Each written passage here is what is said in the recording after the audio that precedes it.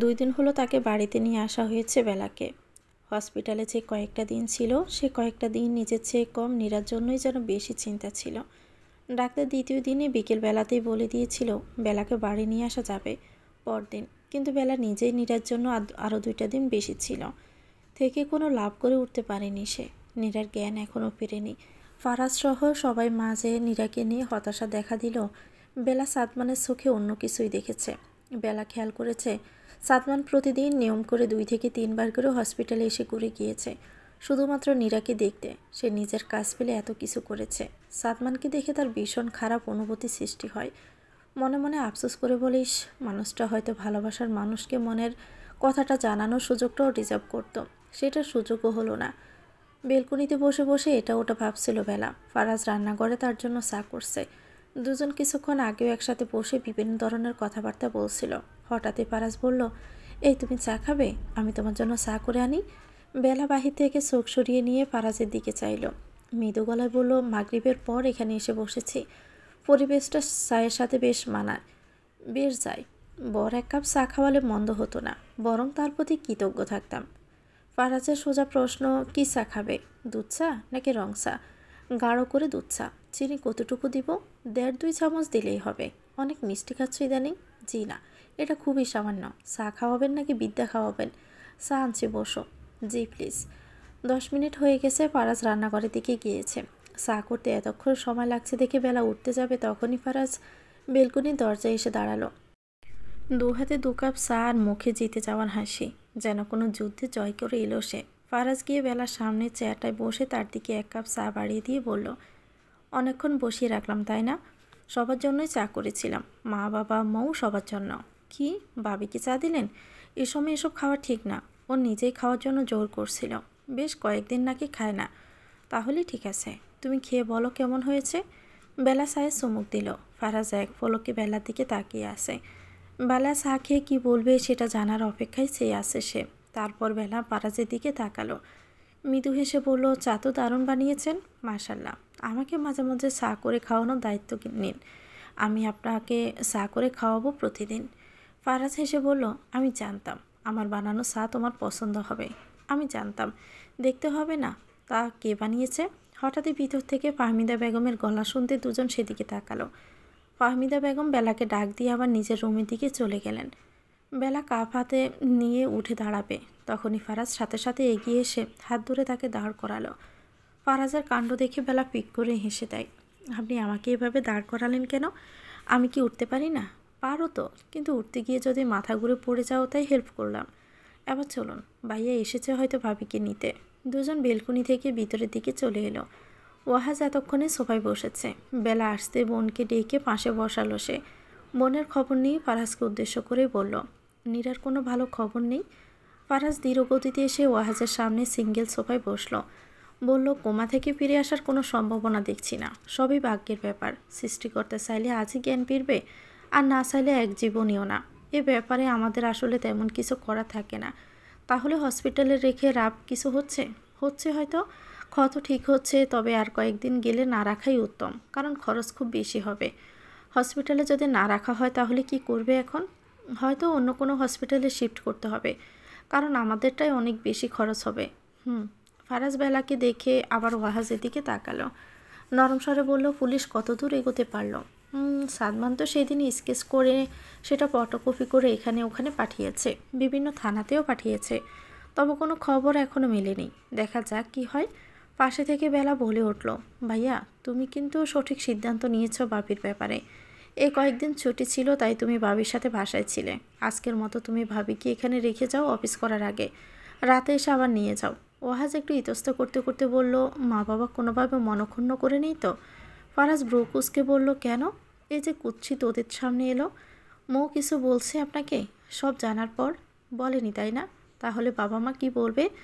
আপনাদের কোনো দোষই তো ছিল না। ওয়াজিহা যদি সত্যি সেই সময় খুনও করতো, আমি তবুও তার পক্ষেই থাকতাম। আমারই শ্বাস নিতে সমস্যা হতো এটা ভেবে যে ওই লোকের কিছু করতে পারেনি কেউ। ওয়াহাজ আর কিছু বলল না। ফারাজের দিকে শুধু কিছুক্ষণ তাকিয়ে রইল। তারপর মৃদু হেসে বলল, আমার বোনের জন্য তোমাকে বেছে নিয়ে বিয়েতে রাজি হয়ে ভুল করিনি।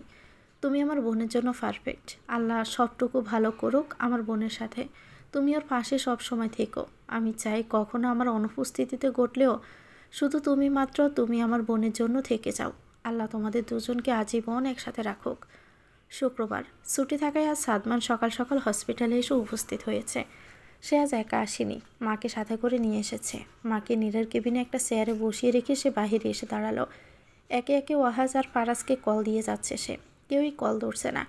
আন্দাজ করলো সবাই হয়তো ফজরের পর ঘুমিয়ে গেছে ছুটির দিন বলে। কন্ট্যাক্টের লিস্টে দেখতে দেখতে ওয়াজিহা নাম সেভ করা নাম্বারটি সামনে এলো। কল দিবে কিনা ভেবে আর কোনো রাস্তা না পেয়ে বেলাকে কল দিয়ে বসলো সে। কল দেওয়া মাত্র রিসিভ হয়ে গেল। হয়তো ফোনটা হাতে নিয়ে বসেছিল বেলা। কল রিসিভ হতে ওপাশ থেকে সালাম ভেসে এলো। সাদমান সালামের জবাব দিয়ে বলল, কেমন আছেন ভাবি? আলহামদুলিল্লাহ, ভালো আছি। কিন্তু আপনি ভাবি বলছেন যে? ভাবিকে ভাবি বলবো না? কি আশ্চর্য। আচ্ছা বুঝলাম। কি অবস্থা আপনার? নীরা কেমন আছে? আদমরা মানুষ আর কেমন থাকবে বলুন। বেলার কিছু বলল না। কি বলবে সাদমানের কথা জবাবে সেটাই সে ভেবে ফেল না। বেলাকে আর কিছু বলার সুযোগ দিল না সাদমান। সাহসা বলে উঠল, ফারাজ কোথায়? ওকে কল দিচ্ছি, রিসিভ করছে না। উনি ঘুম থেকে মাত্রই উঠল। ফোন হয়তো সাইলেন্ট করা। কোনো দরকার? বিপদ হয়নি তো ভাইয়া? না না, সেরকম কিছু না। ওয়াহাজ ভাইকে কল দিলাম, উনিও রিসিভ করলো না। ফারাজকে কল দিতে বলবো? আপনাকেই বলি। আচ্ছা বলুন। আমি আম্মাকে নিয়ে হসপিটালে এসেছি। অনেক ভেবে একটা সিদ্ধান্তে পৌঁছেছি আমি। কী সিদ্ধান্ত? আমি নীরাকে বিয়ে করব। আপনারা তাড়াতাড়ি চলে আসুন। একটু পরে কাজে কাগজপত্র নিয়ে চলে আসবে। সাদমানের কথা যেন আকাশ থেকে মাটিতে পড়ল বেলা। অবাক হয়ে বলল, বিয়ে? নীরাকে কিভাবে সম্ভব? সাদমানের কথা সম্ভব নয় কেন? একজন অবচেতন মানুষ কিভাবে বিয়ে করবেন আপনি? মানুষ মাথা কি পুরোই গেছে? কেন? ওর টিপসই নিলেই তো হয়ে যাবে। ওর মতামতের, ওর জ্ঞান ফেরার কোনো কি প্রয়োজন নেই? এখনই কেন বিয়ে করতে হবে আপনাকে? সাদমান আর কিছু বলল না। ফোনে তার উপস্থিতি বোঝা যাচ্ছে কিন্তু কোনো কথা শোনা যাচ্ছে না। বেলা আবারও বলে উঠল, আবেগী হয়ে উঠবেন না সাদমান ভাই। এসব আপনাকে একদমই মানায় না। বিশ্বাস করুন, একদম মানায় না। কেন পাগলামি করছেন বলুন তো? সাদমান বারবার কয়েকটা শ্বাস নিল। তারপর বলল, আমি নীরাকে আমাদের বাসায় রাখতে চাই, যদিও সাথে একজন নার্স থাকবে। হ্যাঁ, তো ভালো কথা। আপনি নীরাকে আপনার বাসায় রাখবেন, তাতে সমস্যা কোথায়? কেউ কি বাধা দিয়েছে? এখন দেয়নি, পরে তো দিতেই পারে। জানতে চাইতে পারে যে নীরা আমার কি হয়, কোন কারণে আমি ওকে আমার বাসায় নিয়ে যাচ্ছি। নীরা অসুস্থ, কোমায় আছে। এমন সময় এই প্রশ্নের উত্থান কেন হবে? হতেই তো পারে। হলে তারপর দেখা যাবে। আপনি এসব নিয়ে চিন্তা করবেন না। বিয়ের বিষয় এখন রাখুন। আমরা নিজেরা এসে নীরাকে আপনার ওখানে রেখে আসব। বিয়ে করব না? নীরা ভালো হোক, তারপর না হয় আপনাদের বিয়েতে আমরা অনেক মজা করব। আচ্ছা ঠিক আছে। বিয়ের ভূত মাথা থেকে নামলো? সাদমান কিছুক্ষণ চুপ থেকে বলল, সাদমানকে বুঝিয়ে ফোনটা রাখলো বেলা। ফারাজ তোয়ালে দিয়ে চোখ মুখ মুছতে মুছতে ওয়াশরুম থেকে বের হলো। বেলাকে রুমের মাঝে তার ফোন নিয়ে চুপচাপ দাঁড়িয়ে থাকতে দেখে বলল, কি হয়েছে? এভাবে দাঁড়িয়ে আছো যে? বেলা ফারাজের দিকে তাকিয়ে বলল, সাদমান ভাই কল দিয়েছিল। কি বলল? নীরাকে বিয়ে করবে। কি? আমি বুঝিয়ে থামিয়ে দিয়েছি। এই অবস্থায় কি বিয়ে হয় বলুন? ভালোই করেছ। ওর মাথায় যে কখন কি ঘুরছে কে জানে। আচ্ছা শোনো, এক কাপ চা খাওয়াবে? নাস্তা করবেন চলুন। শুধু চাটা হলেই হবে। আচ্ছা ঠিক আছে, বসুন। বেলা রান্নাঘরে যাওয়ার জন্য পা বাড়াবে, তখনই ফারাজ পিছন থেকে বেলার হাত ধরে ফেলল। বেলা পিছনে ফিরে তাকাতেই ফারাজ মুচকি হেসে বলল, একটা চুমো তো দিয়ে যাবে। কেমন রসকসহীন বউ হলে বলো তো?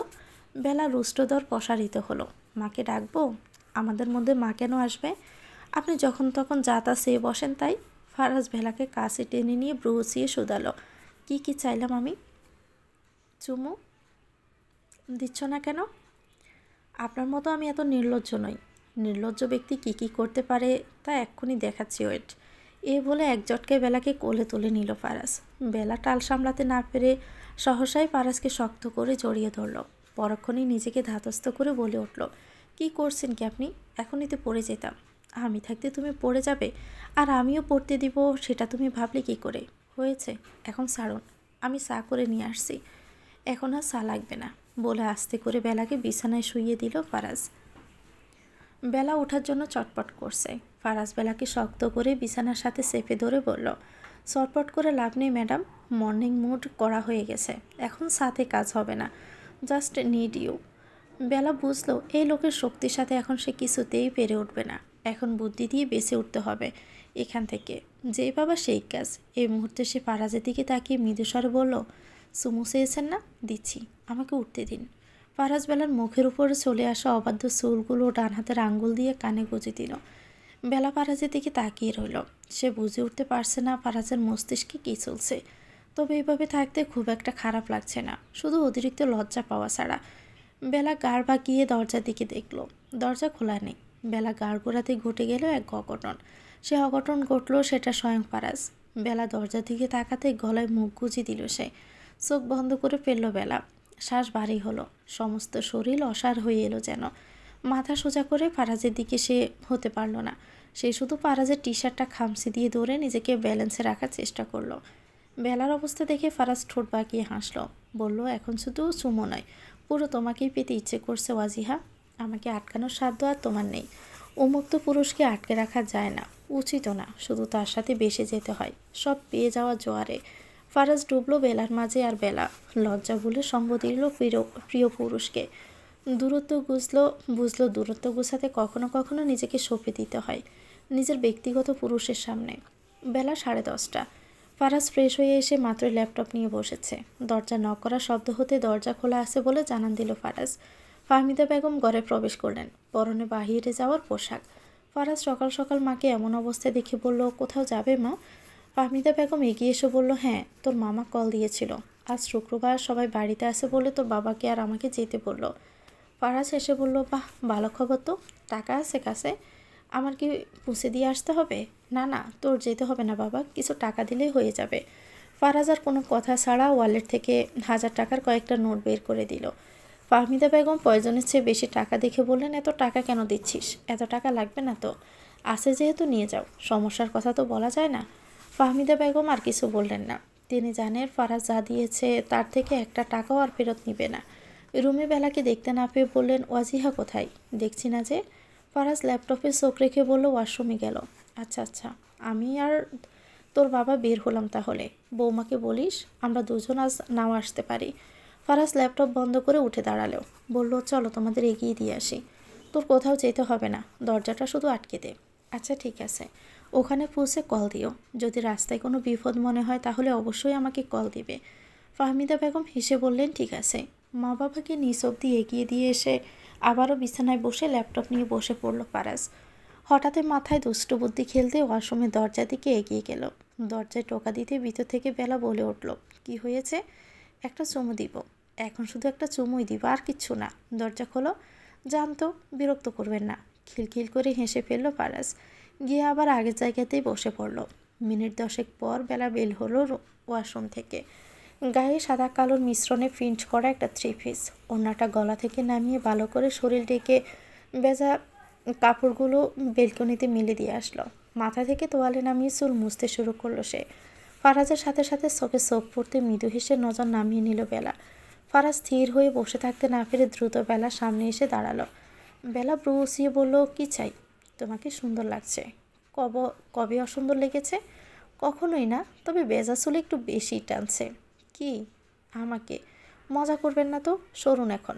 বেলা চলে যেতে নিলেই ফারাজ পথ রোধ করে দাঁড়ায়।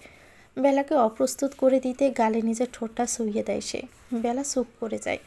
বেলাকে এই অবস্থা দেখে হেসে উঠল ফারাজ। হেসে বলল, আটকানোর সাধ্য তো নেই, তবুও মুখে মুখে দূর ছাই সবসময় চলছে, তাই না? বেলা কিছু বলবে তার আগেই টেবিলে থাকা ফারাজের ফোনটা বেজে উঠল। ফারাজ ফোনটা হাতে নিতেই দেখলো সাদমান কল করেছে। তৎক্ষণাতে মনে একটা প্রশ্নের জন্ম হলো, সাদমান আবার কল করেছে? নীরা ঠিক আছে তো?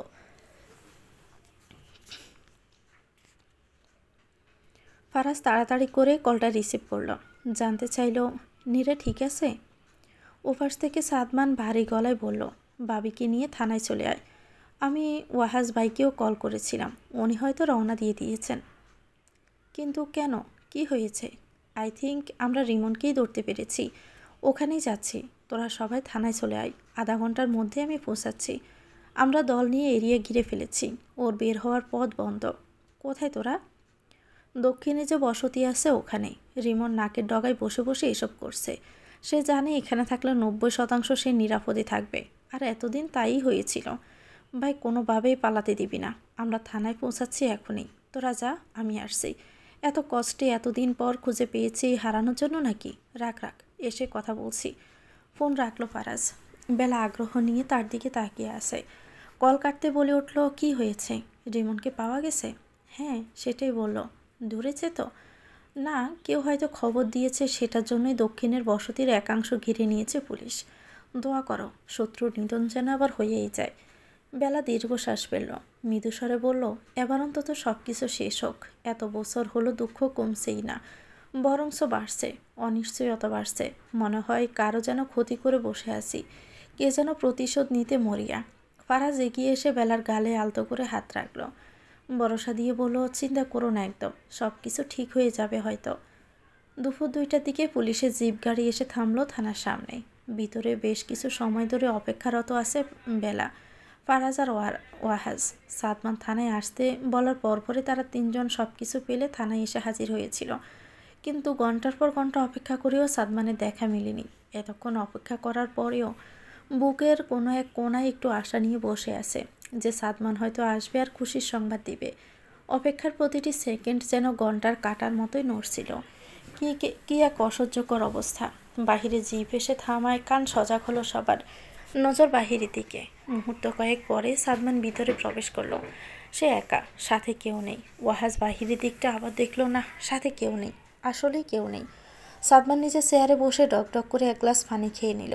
তারপর কনস্টেবলকে বলল অপেক্ষা করা 3জনকে ডেকে দিতে।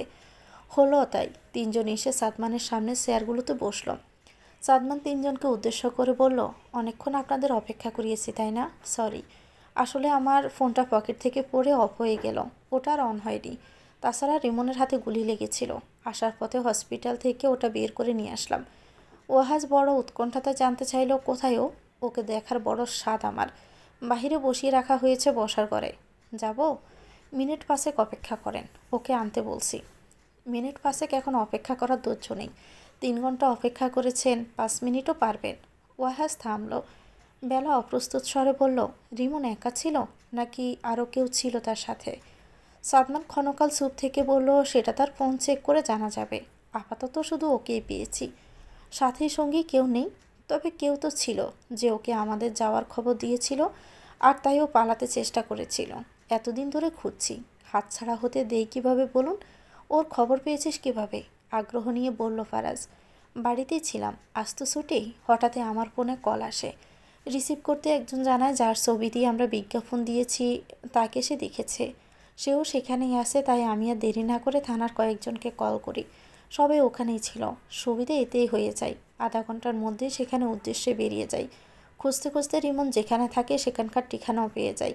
আমরা সেখানে যাওয়ার আগেই কেউ তাকে খবর দিয়েছিল, তাই সে পালানোর উদ্দেশ্যে বের হয়। আর মজার ব্যাপার আমার সামনেই পড়ে। সিভিলে থাকার কারণে ঠিক চিনে উঠতে পারেনি সেভাবে। দৌড়ে পালানোর চেষ্টা করলে গুলি ছোড়া হয় আর হাতে লেগে যায়। ওখান থেকে হাসপাতালে নিয়ে গিয়ে গুলি বের করে ব্যান্ডেজ করে এখন নিয়ে আসছি এখানে। সাদমান থেমে আবার বলল, চলুন ওখানেই যাওয়া যাক। 4জন মিলে উঠে দাঁড়ালো। সাদমানের পিছু পিছু 3জন রওনা দিল। বেলার বুক কাঁপছে। তাদের এত বড় ক্ষতি করা মানুষের ছেলেও যে আজ তাদের বড় শত্রু, ধ্বংস করতে উঠে পড়ে লেগেছে। একটা কক্ষে এসে পৌঁছালো সবাই মিলে। সামনে চেয়ারে হ্যান্ডকাপ পরা একজন বসে আছে। উস্কো খুস্কো চুল, মুখ ভর্তি দাঁড়ি, গালে যতটুকু অংশ দেখা যায় সেটা টকটকে পশা, চোখ দুটো বড় বড়। মনে হয়ে বসেছিল এতক্ষণ। রুমে কারো উপস্থিতি বুঝতে মাথা তুলে সেদিকে তাকালো। ওয়াহাজার বেলাকে দেখা মাত্রই ঠোঁট বাঁকিয়ে হাসল সে। ভেঙে ভেঙে বলল, আরে আমার শত্রুপুত্র আর শত্রু কন্যা যে। কাজ কমপ্লিট করার আগেই এই পুলিশ হারামজাদা আমাকে ধরে ফেলল। তার বাচ্চার কাজ শেষ করতে দিল না। পাড়ার একজন ছেড়িকে পাঠাইলাম, সে বালটাও এসে ফেসে গেল। কেউ আসলে কাজের মানুষ না। সাদমান পা চালিয়ে এসে সজোরে একটা থাপ্পড় বসিয়ে দেয় রিমনের গালে। ওয়াহাজ রাগে কটমট করে চেয়ে আসে তার দিকে। বেলার বাঘবম্বি কিছু বোঝা যাচ্ছে না। রিমন আবারও বলে উঠল, যা করে এসেছি করছি, তাতে ফাঁসি আমার হতেই পারে, এসব নিয়ে আমার কোনো আক্ষেপ নেই। কিন্তু আমার ছোটোবেলা নষ্ট করার সাথে যারা যুক্ত তাদের নিঃশেষ করতে দেই কী করে? সাদমান এগিয়ে এসে রিমনের থুতনি চেপে ধরে, চল শক্ত করে বলল, খুনের চেষ্টা ছাড়া আর কী করেছিস বল? উচ্চস্বরে হেসে উঠল রিমন। বলবো কেন? খুঁজে বের কর মুরত থাকলে। খুঁজে তো বের করবই। তোকে যেহেতু বের করেছি তোর কাজকামও সামনে নিয়ে আসবো। ওয়াহাজ এগিয়ে এসে একটা থাপ্পড় লাগিয়ে দিল রিমনের গালে। সাদমান সাথে সাথে ওয়াহাজকে ধরে ফেলল। ভাই আমি আসি তো, আপনার কিছু করতে হবে না। ওয়াহাজ রেগে রিমনের দিকে আঙ্গুল উঁচিয়ে চেঁচিয়ে বলে উঠল, তুই ভাবতে পারছস না সালমান, ওর বাপ ছিল একটা, ওর ঘরে বউ রেখে অন্য মহিলার দিকে কুদৃষ্টি দিয়েছে, সম্মানহানি করেছে। তার বাচ্চাকে জীবনেও ক্ষমা করব না আমি। ওর জন্য আমার মা নিজের জীবন দিয়েছে। 2 ভাই বোন কষ্টে বড় হয়েছি, প্রতিশোধের মতো জানোয়ারকে খুন করে নেওয়া উচিত ছিল। আর ওর নাকি এসেছে ওর বেজন্মা বাপের হয়ে প্রতিশোধ নিতে।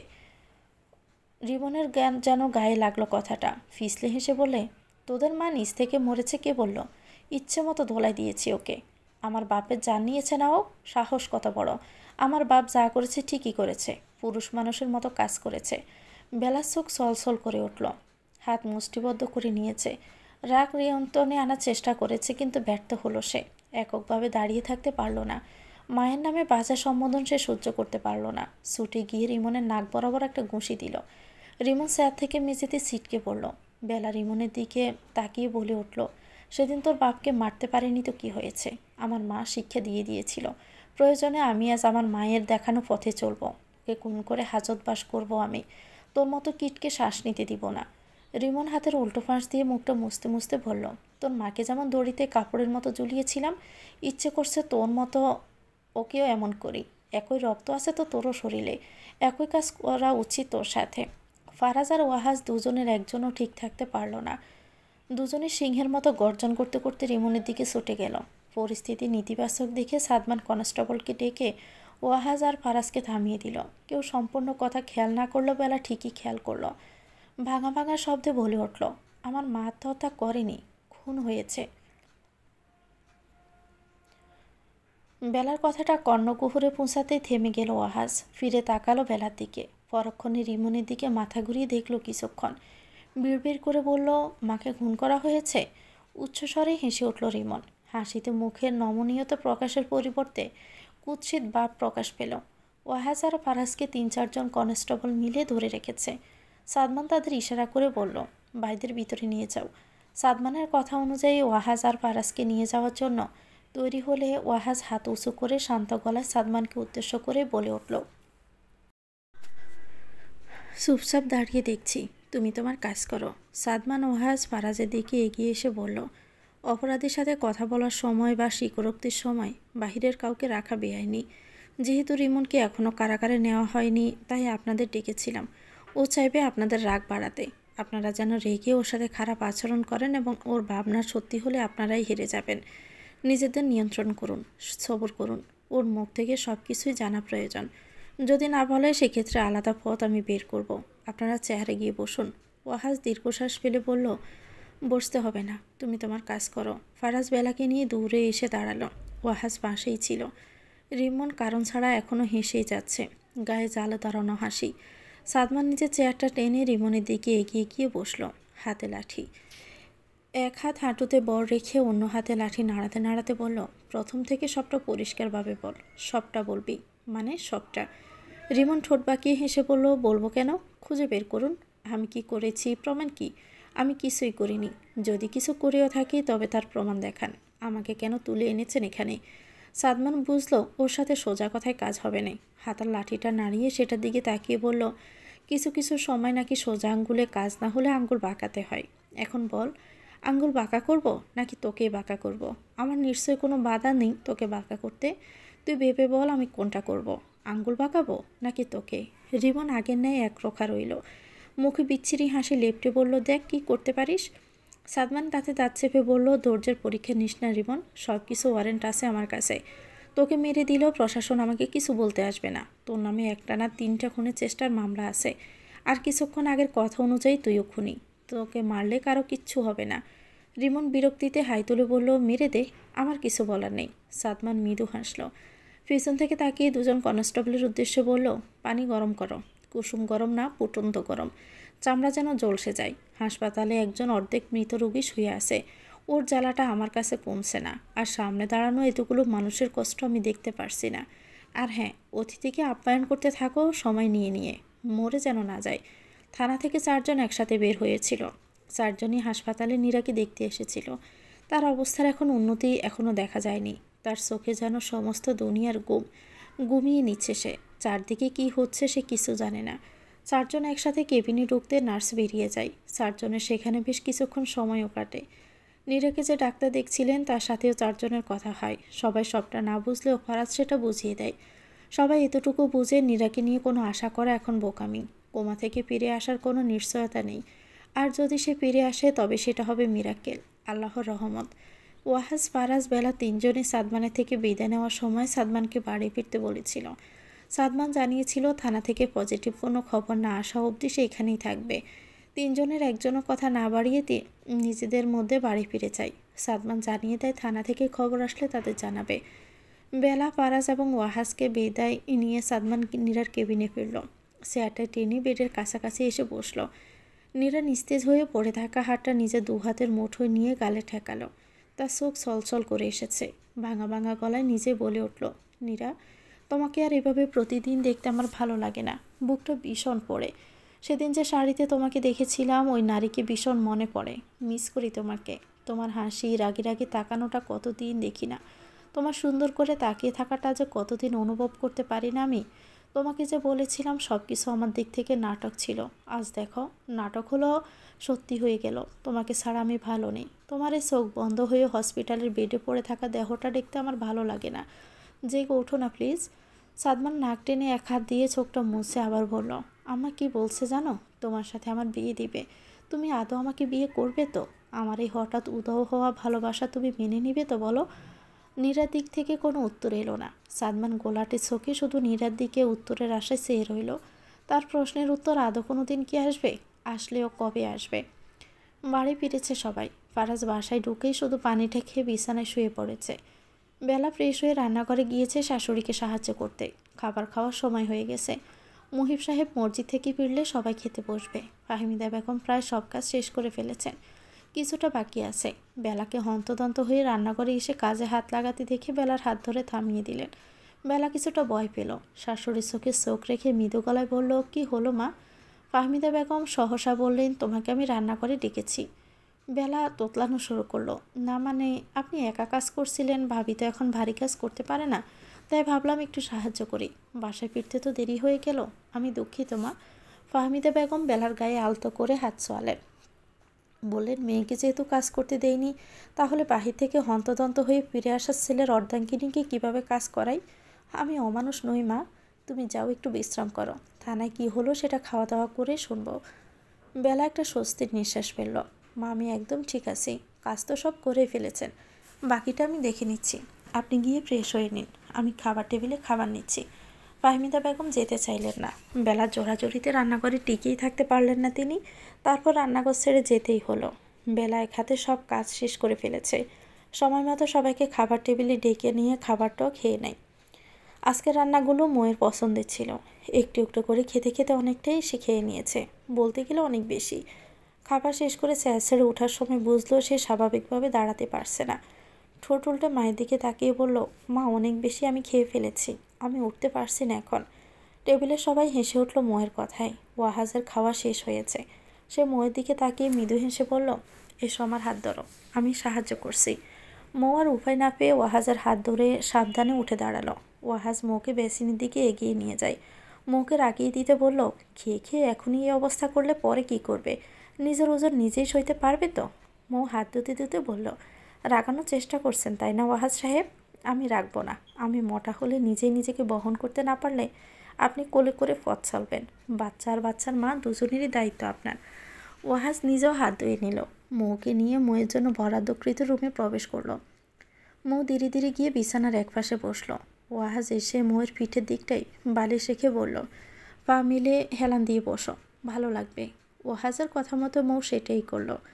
ওয়াহাজ নিজেও সামনের দিকে বসে ফোনটা হাতে নিল।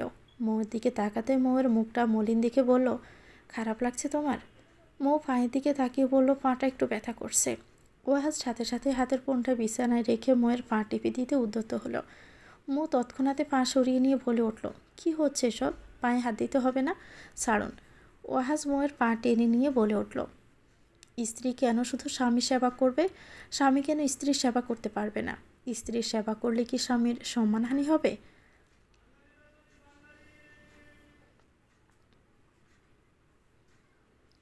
দুপুরে খাওয়া দাওয়া শেষ করে সবে বিছানায় গায়ে এলিয়ে দিল বেলা। ফারাজ হাত বাড়িয়ে নিজের সব থেকে কাছে টেনে নিল বেলাকে। বেলাও আলগোসে এগিয়ে এসে ফারাজের বুকে মাথা রাখল। মাথায় বিলি কেটে দিতে থাকলো ফারাজ। বেলা এখনও চিন্তিত। সাদমান কোনো কল করেনি। ফারাজ বেলার মাথায় হাত বুলিয়ে দিতে দিতে বলল, চিন্তা হচ্ছে তোমার? মুখে যে মেঘ জমেছে দেখছি। বেলা সোজা হলো, ফারাজের দিকে তাকিয়ে বলল, এ যেন কালবৈশাখীর সময় চলছে। এখনও মেঘ জমেছে, যখন তখন ঝড় হতে পারে। ঝড়ের পর বৃষ্টি, আর তারপর হয়তো মেঘটা পুরোপুরি কেটে যাবে। চলে আসবে মেঘ বিয়োগের মৌসুম। ফারাজ বেলার কপালে চুমু দিয়ে বলল, ঝড় না উঠুক, শুধু জীবনে আসা মেঘগুলো বিয়োগ হোক। শরতের আকাশের মতো আমাদের জীবন সুন্দর হোক। বেলা দীর্ঘশ্বাস ফেলল। ফারাজের দিকে তাকিয়ে বলল, জীবন কি এতটাও সহজ ফারাজ? সহজ করে নিতে হয় খানিকটা। জীবন কখনো সহজ হয় না। যতটুকু সহজ না হলে বাঁচা যায় না, অতটুকু সহজ করে নিতে হয়। বেলা চোখ হঠাৎ ছলছল করে উঠল। ফারাজের দিক থেকে চোখ নামিয়ে নিয়ে বলল, রিমন আমার মাকে মারলো কীভাবে বলুন তো? ওর বুক কাঁপলো না? একবারও মনে হয়নি আল্লাহ আছেন? ফারাজ বেলার মাথায় হাত বুলিয়ে দিতে দিতে বলল, আল্লাহ আছেন, সব দেখছেন। তুমি চিন্তা করো না। রিমন যা করেছে তার শাস্তি তাকে পেতে হবে। বেলার মায়ের চেহারা খুব একটা মনে নেই। আবসা আবসা চোখের সামনে শুধু বাসে। ফুরোটো চোখের সামনে আসতে চায় না। চোখ বন্ধ করে মাকে অনুভব করতে চায় বেলা। মায়ের চোখ, হাসি, মায়ের গন্ধ, সব ধমক, সব কিছু চেষ্টা করে মনে করতে, কিন্তু মনে পড়ে না কিছু। এই সময়টাই এসে মায়ের কথা মনে করার চেষ্টা করলো বেলা। সেদিনের কথাই শুধু মনে আসছে। খাটিয়ে সাদা কাপড়ে মোড়ানো সেই মুখটা। ছোট বাচ্চাদের মতো কান্নাকাটি শুরু করে দিল সে। ফারাজ বুঝতে পেরে নিজের বুকের সাথে শক্ত করে চেপে ধরে। কান্নাকাটি করতে নেই ওয়াজিহা, আমার জন্য দোয়া করো। তিনি যেন জান্নাতবাসী হন। তাকে মনে করে কেঁদো না। প্রায় মিনিট 20 কেটে গেল স্বাভাবিক হতে বেলার। তাকে বেলকুনিতে নিয়ে এসেছে ফারাজ। বেলকুনির একপাশে মন খারাপ করে দাঁড়িয়ে আছে সে। ফারাজ সাথেই আছে। এই অবস্থায় বেলাকে একা ছাড়ছে না কোনোভাবে। বারবার সে বেলাকে বোঝাচ্ছে সব কিছু ভালো হবে, কেউ ছাড় পাবে না। মৌ প্রায় ঘুমের মতো এসেছে। ওয়াহাজ পাশে বসে ফোনে গেম খেলছে, আর আরেক হাত দিয়ে মৌয়ের মাথায় হাত বুলিয়ে দিচ্ছে। ওয়াহাজ ফোন রেখে মৌয়ের দিকে তাকিয়ে মৃদু গলায় বলল, রান্নাঘরে হয়তো কিছু পড়ে গেল, তুমি ঘুমাও। মৌ ওয়াহাজের দিকে কিছুটা এগিয়ে এসে ওয়াহাজের কোলে মাথা রেখে বলল, এখন আর ঘুম আসছে না। ওয়াহাজ মৃদু হেসে বলল, মৌয়ের গালে হাত দিয়ে, ঘুম উদাও হলো? হ্যাঁ। এখন কি করতে হবে?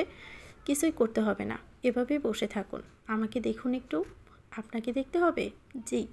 আপনি তো সময় পাচ্ছেন না ইদানিং। আমাকে দেখছেনই না। সারাদিন আমার একা একা থাকতে হয়। একটু এখানে আছেন, তাও ঘুমাতে বলছেন। ঘুমাবো না আমি, এখন শুধু তোমার জন্য আছি।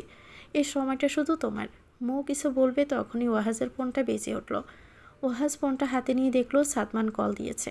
মৌর দিকে তাকাতে ওয়াহাজ খেয়াল করলো মৌ অসহায় চোখে তার দিকে তাকিয়ে আছে। সাদমান কল দেওয়ার মানে হচ্ছে রিমন রাজি হয়েছে সব কিছু স্বীকার করতে। ওদিকে এক টুকরো আলো, আর এদিকে স্ত্রীর অসহায় মুখ। ওয়াহাজ ফোনটা রিসিভ না করে মৌয়ের দিকে মায়া দৃষ্টিতে তাকিয়ে বলল, মৌ, ওদিকে আমার অতীত, আর এদিকে আমার বর্তমান। কি করি বলো তো?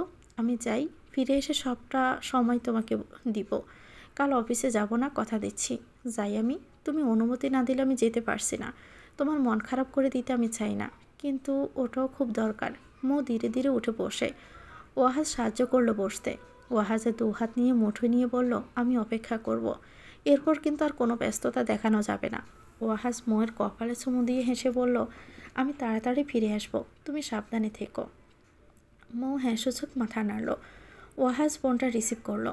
একটা পাকা কক্ষ, চারদিকে অন্ধকার, মাঝখানে শুধু একটা টেবিল, দুপাশে 3টা চেয়ার, আর মাথার উপরে একটা বাল্ব জ্বলছে। চেয়ারে বসে আছে রিমন।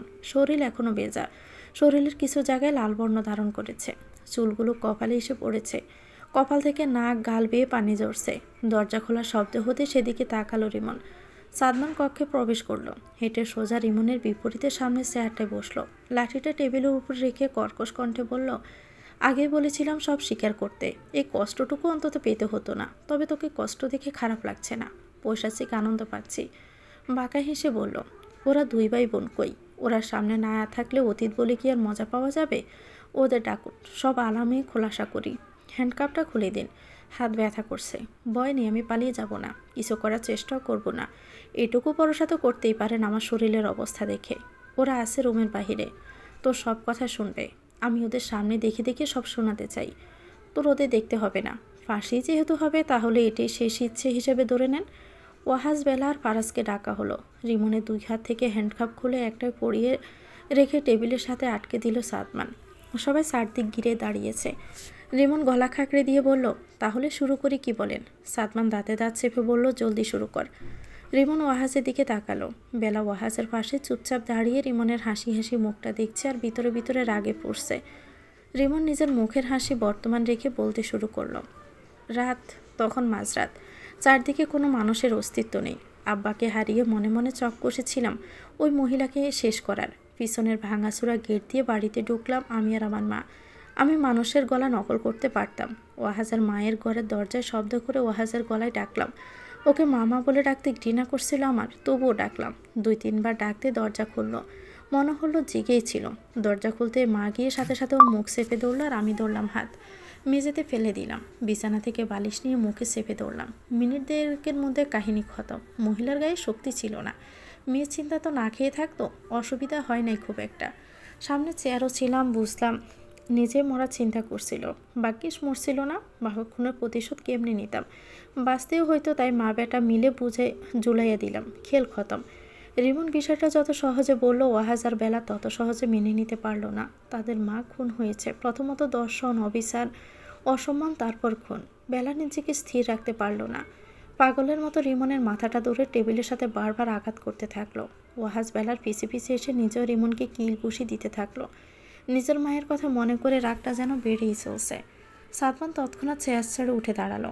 ওয়াহাজ আর বেলা এরকম করতে পারে ভেবে তাদের প্রথমে ভিতরে আনতে চায়নি। সব কিছু এত তাড়াতাড়ি ঘটবে বুঝতে পারেনি। বাহিরে বারবার চুপচাপ শান্ত থাকতে বলেছিল তাদের, কিন্তু নিজেদের কথা তারা রাখতে পারেনি।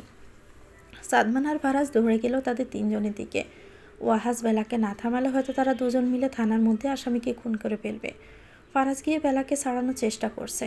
বেলার এইরূপ সে কখনো দেখেনি। কি হিংস্র দেখাচ্ছে তাকে।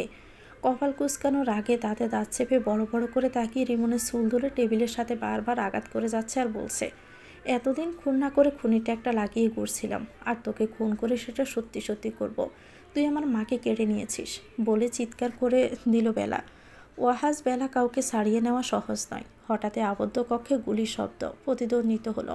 সাদমান ওয়াহাজকে এক হাত দিয়ে ধরে অন্য হাতে প্যান্টের পকেটে হাত দিল। তার রিভলভার নেই। চোখ বড় বড় করে রিমনের হাতের দিকে তাকালো, তারপর তার মুখের দিকে। রিমনের মুখে হাসি, কপাল পেয়ে রক্ত ঝরছে। সারানো কায়দা করছিল, তার ফাঁকে রিমন কায়দা করে সাদমানের পকেট থেকে রিভলভার নিয়েছে। ওয়াহাজ মেঝেতে পড়ে যায়। থেমে গেল বেলা, বাইরের দিকে তাকালো। সাদমান ওয়াহাজের দিকে বড় বড় করে তাকিয়ে আছে। রিমন বেলার দিকে রিভলভার তাক করতে বেলা চোখের পলকে সেটা রিমনের হাত থেকে ছিনিয়ে নিয়ে সোজা বুক বরাবর গুলি চালালো। চেয়ারে বাড়ি খেলো রিমনের দেহ। ফারাজ দৌড়ে গেল ওয়াহাজের দিকে। সাদমান তড়িঘড়ি করে রিভলভার নিয়ে নেয়। সংকেত পেতে বাহির থেকে সবাই কক্ষে প্রবেশ করে।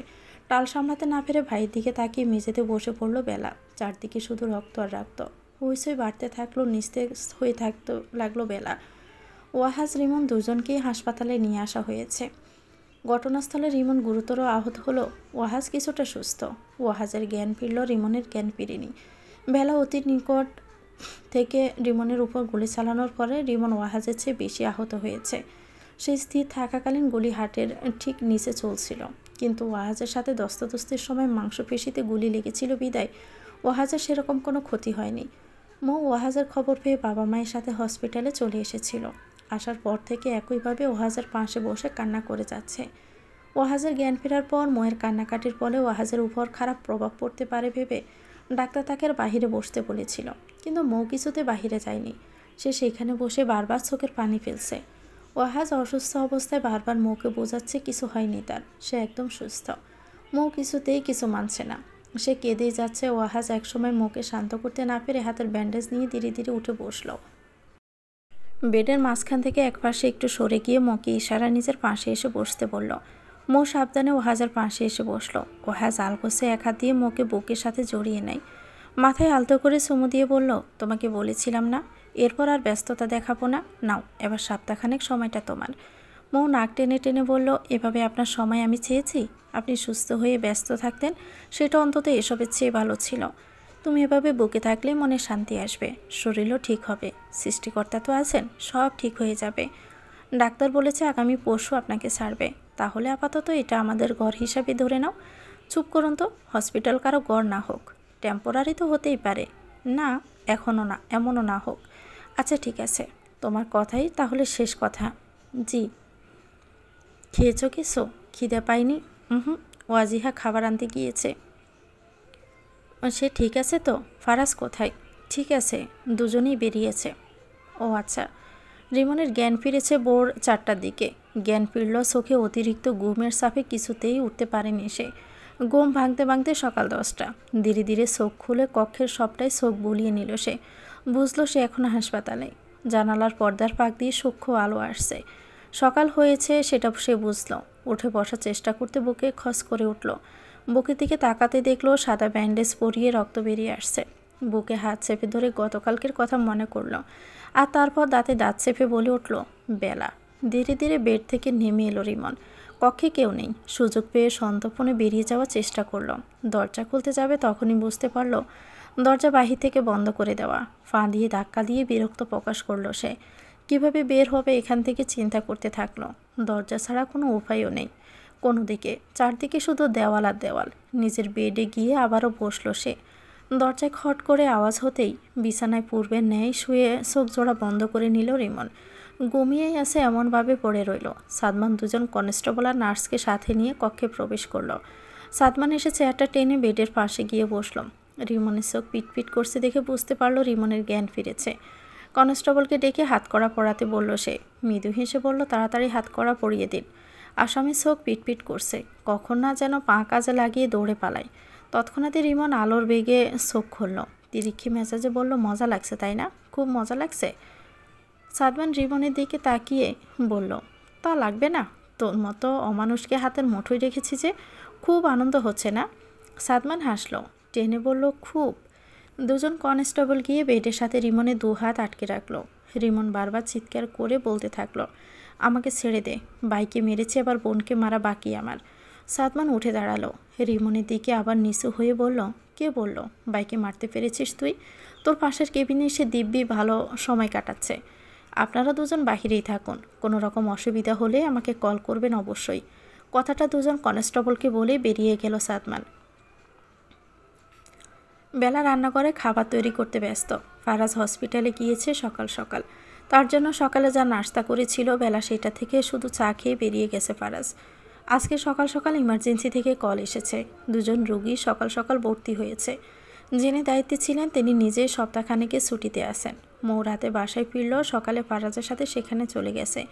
ফারাজের রাতে ডিউটি ছিল বিদায় মুখে এই অবস্থায় সেখানে থাকতে দেয়নি সে।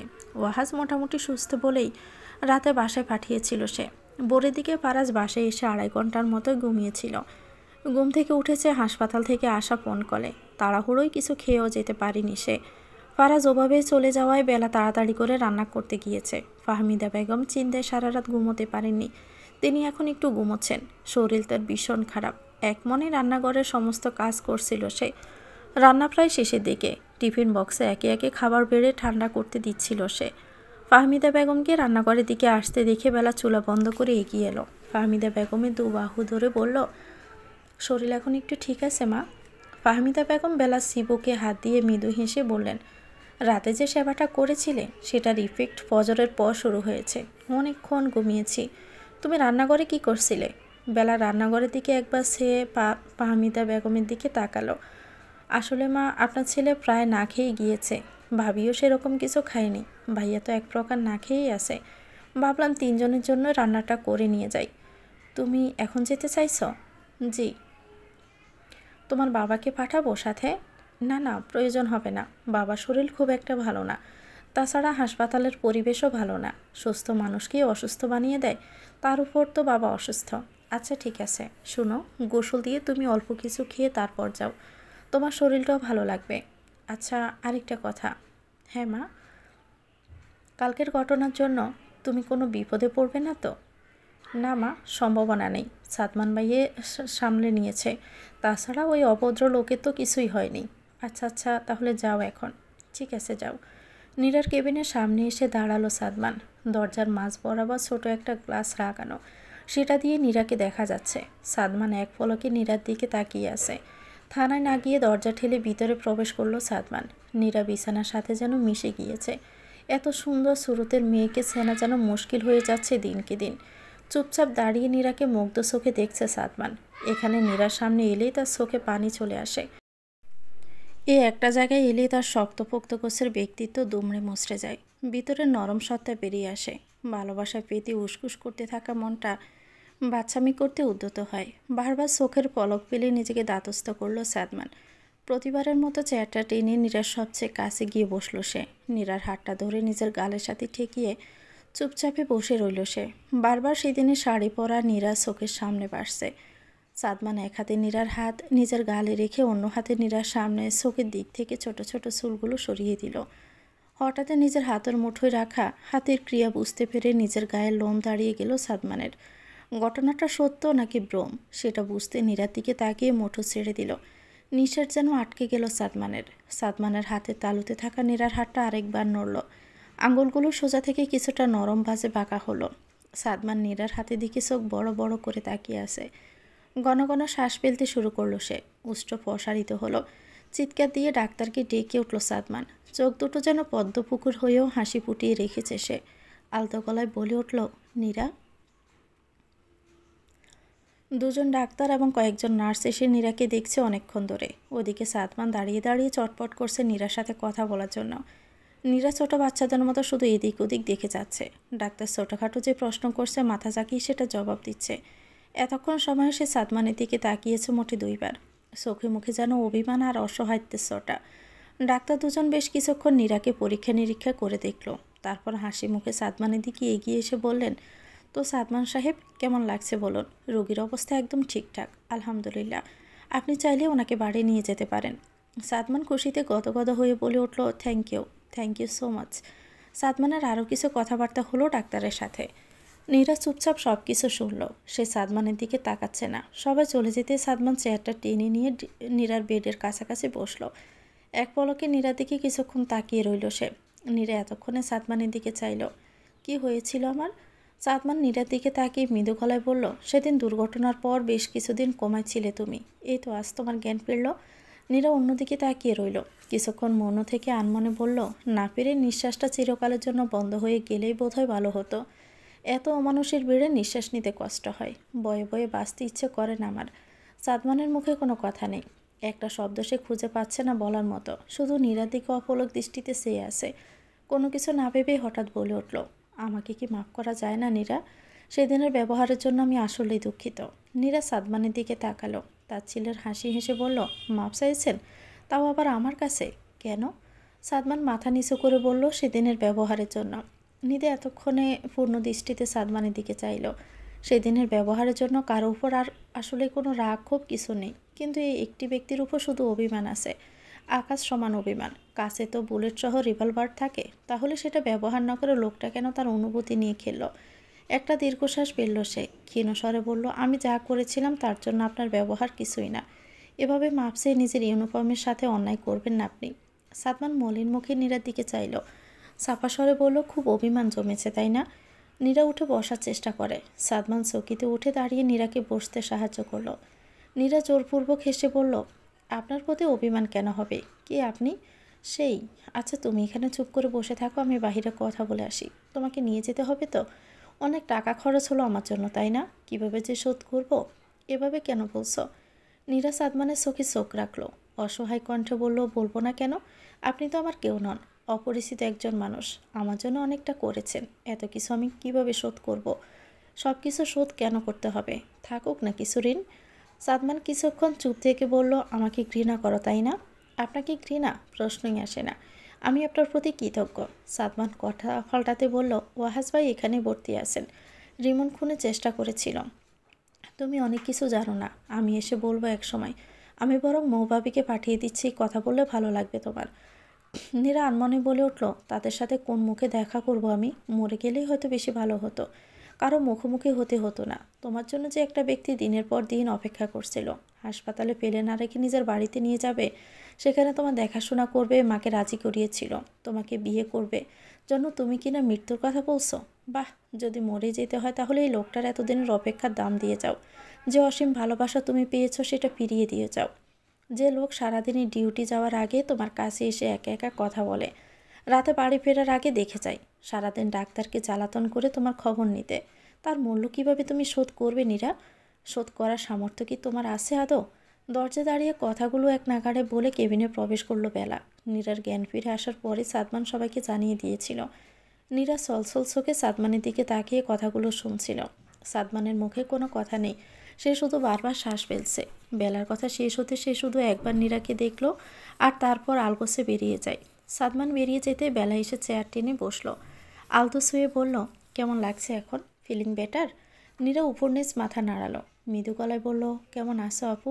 আমি ভালো আছি। ভাইয়া একটু অসুস্থ, কালকে হয়তো বাসায় নিয়ে যাবে। কি হয়েছিল আপু? সাদমান ভাইয়া তোমায় বলেনি? না, উনি বললেন পরে বলবো। বেলা প্রথম থেকে বলা শুরু করলো। কি হয়েছে, কেন হয়েছে, কিভাবে হয়েছে সবটা। নীরা ভালো একজন শ্রোতা হয়ে সব কথা শুনল। বেলার অতীত জেনে নিজের চোখে বারবার মুছতে থাকলো।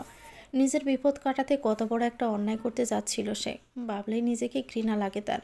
বেলা কথা শেষ করে মৃদু হাসে, প্রলম্বিত শ্বাস ফেলে আবার বলল, আমার হয়তো কিছুদিনের কারাবাস হতেও পারে বুঝলে নীরা। আমিও যে গুলি চালিয়েছিলাম, দেখা যাক কি হয়। নীরা নাক টেনে বলল, তুমি তো নিজেকে বাঁচাতে ওটা করেছ।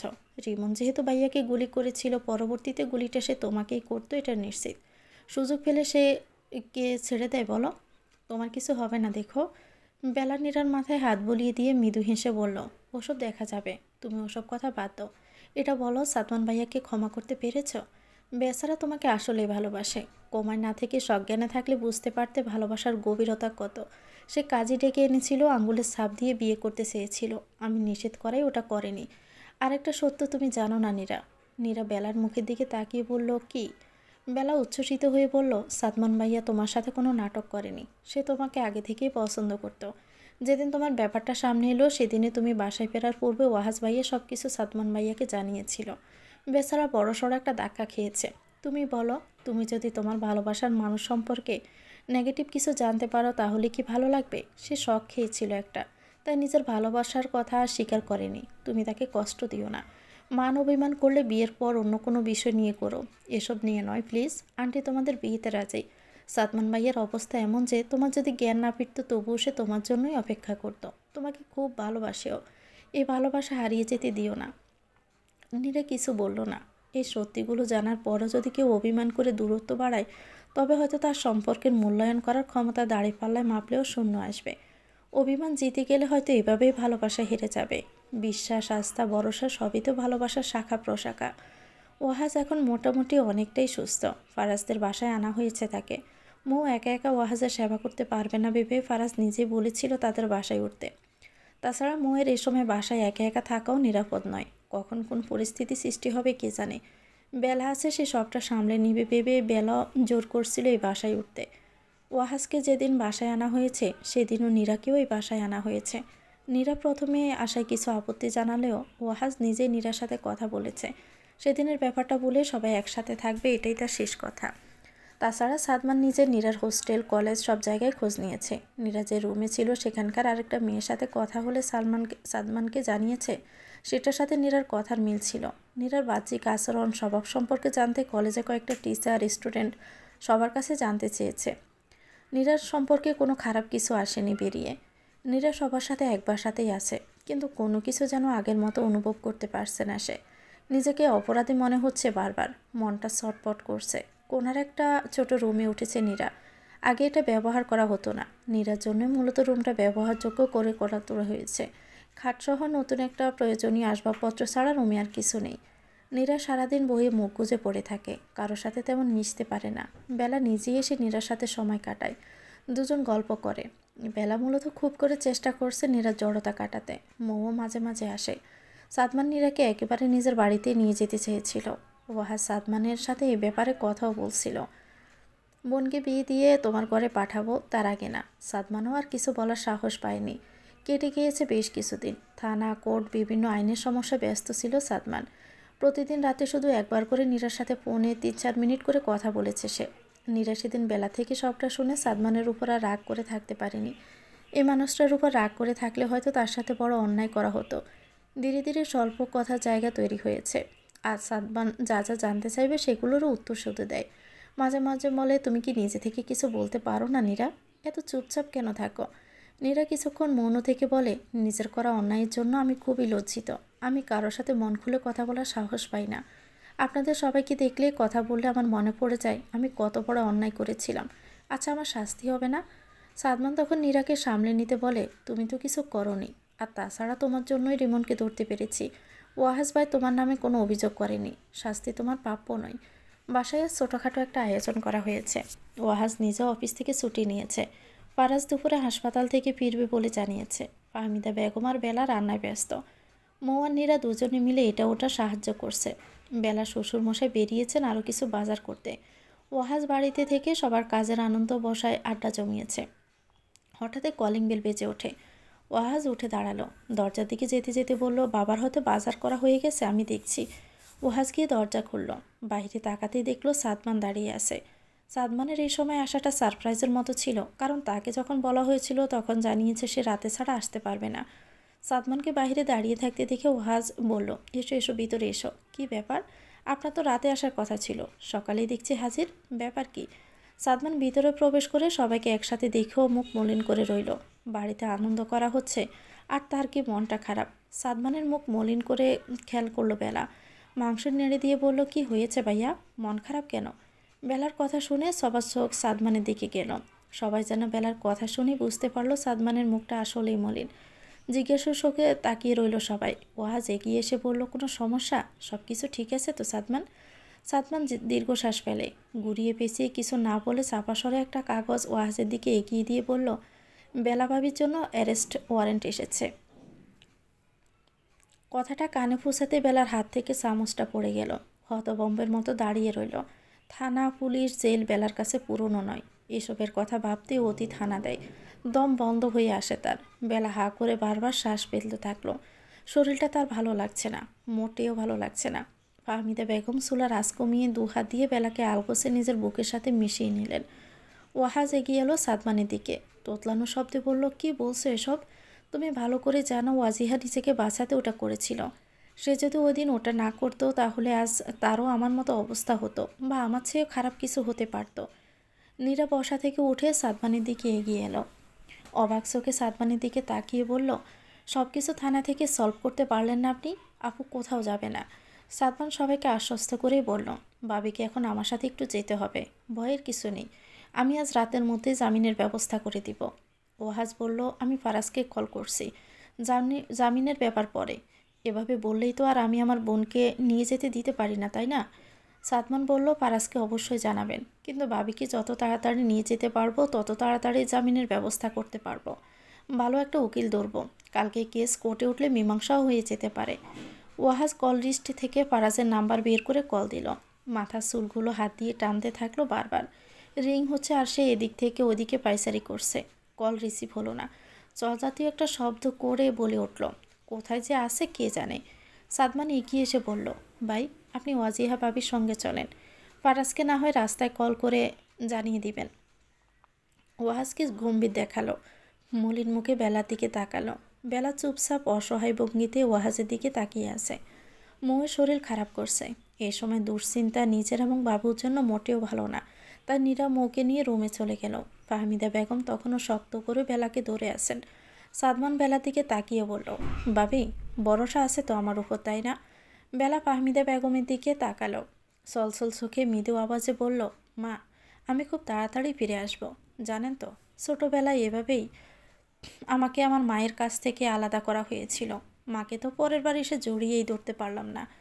আপনার বুকটা আমার জন্য রাখবেন প্লিজ, আমি খুব তাড়াতাড়ি ফিরে আসবো মা। ফাহমিদা বেগমের হাতের বাঁধন খুলে রান্নাঘর থেকে বেরিয়ে এলো বেলা। বাড়ির দিকে তাকিয়ে বলল, ফারাজকে আরেকবার কল দাও ভাইয়া। আচ্ছা না থাক, চলো গাড়িতে উঠেই কল দাও, আমার তাড়াতাড়ি ফিরতে হবে। ওয়াহাজ কিছু বলবে তখনই বেলা সাদমানকে উদ্দেশ্য করে বলল, হাত কড়া পড়াতে হবে? সাদমান দুপাশে মাথা নাড়ল, মুখে মেঘ জমিয়ে বলল, কিছুই করতে হবে না ভাবি, আপনি শুধু চলুন, আমি রাতের মধ্যে ফিরে আসার ব্যবস্থা করে দিব। ভালো উকিলের অভাব নেই। ভাইয়া চলো তাহলে। ওয়াহাজের দিকে তাকিয়ে বেলা কথাটা বলেই বাহিরের দিকে রওনা দিল। ওয়াহাজ কী করবে বুঝতে না পেরে সাদমান আর বেলার পিছু পিছু হাঁটতে থাকলো। সাদমান ডাক শুনেই পিছনে তাকালো সাদমান। দরজার চোখের থেকে ফিরে তাকালো ওয়াহাজ, বেলাও। নীরা মৌয়ের ঘরের দরজায় দাঁড়িয়ে আছে। ফাহমিদা বেগম তখন বসার ঘরে চলে এসেছে। নীরা ফাহমিদা বেগমের কাছে গিয়ে দাঁড়িয়ে সাদমানকে উদ্দেশ্য করে বলল, ওয়াজিহা আপা যদি আজকের মধ্যে ফিরে না আসে তবে আমি আপনাকে বিয়ে করব না সাদমান, আপনি আমার আপাকে ফিরিয়ে দিবেন। সাদমান কিছু বলল না, শুধু উপর নিচ একবার মাথা নাড়ালো। তারপর দৃঢ়পায়ে তিনজনে বেরিয়ে গেল বাসা থেকে। দাঁড়িয়ে রইল শুধু নীরা এবং ফাহমিদা বেগম। নীরা পরক্ষণে ময়ের ঘরে চলে গেল আবার। বেচারি একা একা বসে থাকলে চিন্তা করবে ভেবেই নীরাজ যত ছুটোছুটি। ফাহমিদা বেগম রান্নাঘর এবং আশেপাশে তাকিয়ে দীর্ঘ নিঃশ্বাস ফেললেন। বিড়বিড় করে বললেন, আল্লাহ, এটাই কি বাকি ছিল? সাদমান নিজের সিনিয়র অফিসারদের সাথে মিটিংয়ের সময় পার করলো প্রায় 2 ঘন্টা। এই 2 ঘন্টায় একটাবারের জন্য কক্ষ থেকে সে বের হয়নি। কিছুক্ষণ পর পর ওয়াহাজ এসে দরজার বাহির থেকে উকিঝুঁকি মারছে। অপেক্ষা করতে ভালো লাগছে না। ফারাজ এসে অনেকক্ষণ আগে। বেলার এই খবর সে কিছুতেই সহ্য করতে পারছে না। সে বেলার কাছাকাছি আছে সারাটার সময়। বেলাকে এক মুহূর্তের জন্য এক অনুভব করতে দেয়নি সে। ওয়াহাজ থানায় পরিচিত একজনের কাছ থেকে ভালো একটা উকিল ঠিক করেছে। তিনি মিনিট 20 আগেই এসেছেন থানায়। সাদমানের জন্য অপেক্ষা করছেন তিনি। চেয়ারে পা ঝুলিয়ে বসে ঝাঁকিয়ে যাচ্ছেন আর কিছুক্ষণ পর পর ঘড়ি দেখছেন। আসার পর থেকে এটা চলছে। থানায় আসার কিছুক্ষণ পরে হুঙ্কার দিয়ে ওয়াহাজকে ডেকে বলল, সব রকম বাটপারি ছাড়া সত্যিটা আমাকে বলুন। শুনুন, ডাক্তার আর উকিল কারো কাছে সমস্যার কথা বিন্দুমাত্র গোপন করতে নেই। ওয়াহাজ ও বোনকে বাঁচাতে সেদিনের ঘটনা গড় গড় করে বলে দিল। সবটা শোনার পর উকিল বললেন, আগে তো জেলে দেওয়া উচিত সাদমান ভাইকে। তিনি কেন জিজ্ঞাসাবাদের সময় রিভলভার নিয়ে গেলেন, আর তার উপর আবার আপনাদেরও নিয়ে গেছেন? ওয়াহাজ মাথা নিচু করে বলল, রিমন বলেছিল আমরা না গেলেও কিছু বলবে না। সে যতই বলুক, এমন করা উচিত হয়নি। যাই হোক, আমি দেখে নেব। কেসটা আগামীকাল কোর্টে উঠবে। এখানে উপস্থিত থাকলে সকাল 10টার মধ্যে জামিন পেয়ে যাবে। হতে পারে একেবারে ছাড়াও পেয়ে যেতে পারে। পুরোটাই আল্লাহ ভরসা। কিছুক্ষণ পর সাদমান বেরিয়ে এলো। ওয়াহাজ আর ফারাজ দুজনেই এগিয়ে গেল সেদিকে। দুজনেই সমানে জিজ্ঞাসু চোখে তাকাতেই সাদমান বলল, আপনারা বাসায় চলে যান। কাল সকাল 8টার দিকে বাবিকে নিয়ে আদালতে চলে যাবেন। আমি ওখানেই থাকবো, কোনো সমস্যা হবে না। সাদমানের কথা মতো সব কিছু করলো তারা। থানা থেকে বেরিয়ে সোজা বাড়ি ফিরল। বাড়িতে সবাই চিন্তার সাগরে ডুবে হাবুডুবু খাচ্ছে। বাড়িতে ঢোকার পর থেকে এক একজনের এক একটা প্রশ্ন। বেলা কারোর সাথে সেরকম কোনো কথা না বলে দৃঢ়পায়ে নিজের ঘরে চলে গেল। তোয়ালেটা নিয়ে সোজা ওয়াশরুমে প্রবেশ করলো সে। শাওয়ার অন করে নিচে দাঁড়ালো। পানি মাথা থেকে শুরু করে সমস্ত শরীর ভিজিয়ে দিতে শুরু করলো। চোখের পানিও ক্রমশ পানির সাথে ভেসে যেতে লাগে। একটা রাত, শুধুমাত্র একটা রাতের পরে অনেক কিছু সুরাহা হবে। জীবন থেকে বিপদ হয়তো একেবারে স্মুথলি চলে যাবে, নয়তো কিছু আঘাত দিয়ে হারিয়ে যাবে। বেলা নিজেকে বোঝায় ভেঙে পড়লে চলবে না। পরিস্থিতি এখনও ভেঙে পড়ার মতো হয়নি। লড়তে হবে, নিজের হয়ে নিজের কথা বলতে হবে, নিজেকে নিজেই বাঁচাতে হবে। ছোটবেলায় মাকে বাঁচানোর দায়িত্ব ছিল, আর এবার নিজেকে আবারও জ্বলন্ত শিখা হতে হবে। যাবে আঘাত তো দূরের কথা, ছোঁয়াটাও দুঃসাধ্য। তো ভিউয়ার্স, গল্পটির নাম মেঘ বিয়োগের মৌসুম। এটা সিজন 2 এর 4র্থ পর্ব। পরবর্তী পর্বে শেষ করে দেওয়া হবে। পরবর্তী পর্ব পেতে চ্যানেলটিকে সাবস্ক্রাইব করে আমাদের সাথে থাকবেন।